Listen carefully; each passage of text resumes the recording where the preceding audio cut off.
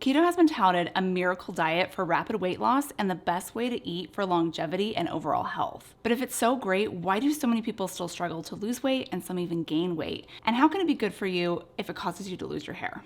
Let's talk about some of these roadblocks, what you're doing to precipitate them, how you're going to fix them, and how to get the most out of your ketogenic journey. When it comes to troubleshooting keto, there are two main problems that arise: side effects and not seeing results.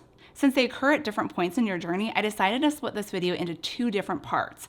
The first one is just going to focus on things that occur during the first part of keto, so it's a great beginner video. Whereas the second part is going to deal with issues that arise midway through your journey. Some of the first side effects that can usually show up within the first few days or a few weeks of starting keto is fatigue, headache, irritability, nausea, dizziness, and difficulty concentrating. It's a set of symptoms that has been dubbed the keto flu because you kind of feel like you're coming down with something, but you're not. It's just your body adjusting to using fat for fuel instead of glucose or carbs and sugar. After years of consuming carbs and sometimes over-consuming carbs, your body has gotten really good at breaking down carbs for energy, and it can do it quickly. It doesn't efficiently break down fat yet because it hasn't had to. You've been giving it a constant supply of carbs for energy. But once the glycogen stores in your liver and your muscle are depleted and you stop that constant carb intake, your body turns to using dietary or stored fat for fuel. But in the beginning, it's a really slow process because you have to upregulate some of those receptors and pathways first. In the meantime, you can experience all the side effects that come with a sudden drop of blood sugar,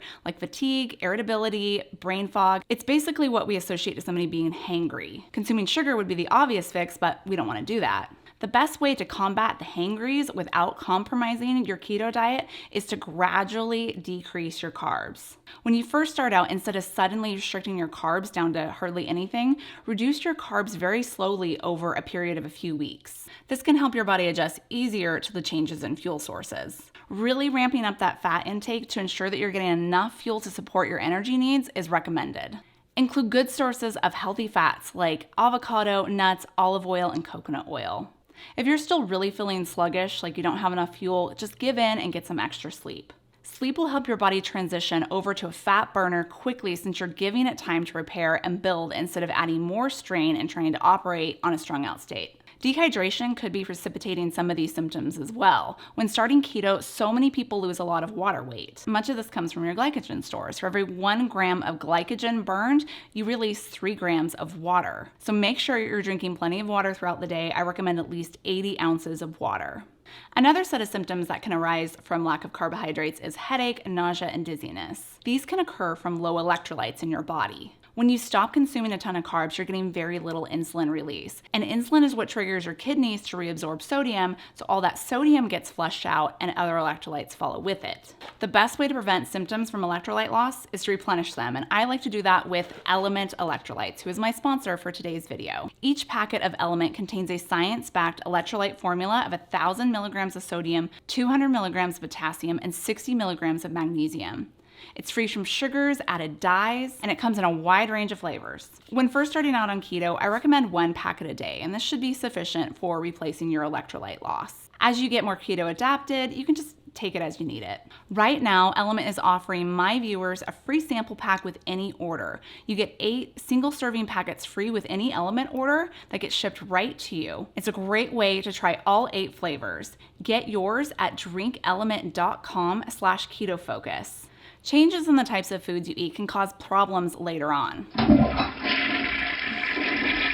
usually in the form of constipation or diarrhea. When you first start keto, you could experience either or both. Constipation can occur for a few reasons. The first is changes in your microbiome, which is largely determined by what you eat. When you change your diet, you cause your microbiome to change, which causes your stools to change, and any change in diet can precipitate this. The second reason is that you're dehydrated for reasons we already discussed. And third, it could be lack of fiber. Before keto, you might have been consuming a high fibrous diet, so your digestive tract is used to having all of that bulk to help stimulate bowel movements. To prevent or treat constipation on the keto diet, first make sure that you're drinking plenty of water and taking electrolytes. Easing slowly into keto can also help mitigate some of those changes that we see in the microbiome.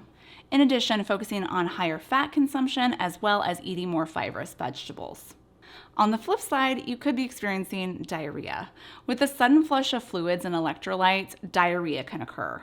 But it can also happen because you're increasing fat consumption and your pancreas and bile production hasn't quite caught up with your ability to absorb and digest fat. Dietary fats can spill over and help lubricate the lumen, which can cause diarrhea. And if you've ever had too much MCT oil, you know what I'm talking about. What can we do about this? Again, make sure that you're drinking plenty of water, so stay hydrated. If you're experiencing loose stool or diarrhea, it's really important that you stay hydrated and replenishing electrolytes because those will get flushed out as well. And again, making sure that you're easing into keto gradually and slowing back those carbs will help your body have a better time adjusting. A rather unpleasant side effect of keto is bad breath or a weird taste in your mouth. If you've had a metallic taste in your mouth or your loved ones had told you that your breath smells like rotting fruit, you have keto breath. When you're in ketosis, you create different types of ketones, and one of those ketones is called acetone, and it's volatile. It comes out of your lungs as you breathe, and that's what's causing the bad breath. Fortunately, this is short-lived because most of that ketone is only excreted in the first few weeks of keto. Then it will taper off. Until then, just brush your teeth more frequently, make sure you're staying hydrated, and maybe avoid people.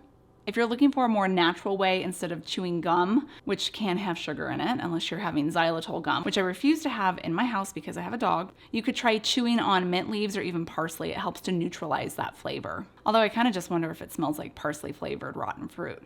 Although it's not real common, but some people do notice that their hair starts to fall out or is thinner after they start keto. It's kind of hard to tell because your hair naturally goes through a cycle of building and falling out. But really with any diet change, you can see this happen. It's not just from keto. And this can be from a number of reasons. From your calories are too low, there's too low of protein, you're not getting enough micronutrients, maybe there's hormone changes that are happening, and even just losing a large amount of weight in a short period of time can cause your hair to fall out. On top of that, if you do notice that your hair is starting to fall out or is getting thinner, it creates anxiety and depression, which actually makes it worse. It precipitates even more hair loss. Stress is horrible for your hair and your skin. So what can you do about this? First, try not to stress. Both short-term and chronic stress trigger cortisol, and that's what leads to hair loss. High cortisol levels slow the production of necessary hyaluronic acid and proteins necessary to form healthy scalp and skin, and it lowers it by around 40%. Yikes. Make sure you're on a balanced keto diet and consuming a wide range of micronutrients, from different types of proteins to different vegetables and fruits. The larger the variety, the better. Plus, make sure you're getting sufficient protein and calories to help with hair growth. Talk to your doctor about getting your hormones checked because this could be an easy fix as well. It could be as simple as correcting thyroid or even testosterone. Yes, women can have low testosterone levels. Luckily, if you do experience any of these side effects from keto, they're usually short-lived and you'll get to feeling better, back to your old self with little intervention. But what if you start to have other roadblocks on your keto wellness journey, like weight loss plateau or even weight gain? Look out for that video next. It's coming out shortly, or I might have it here already.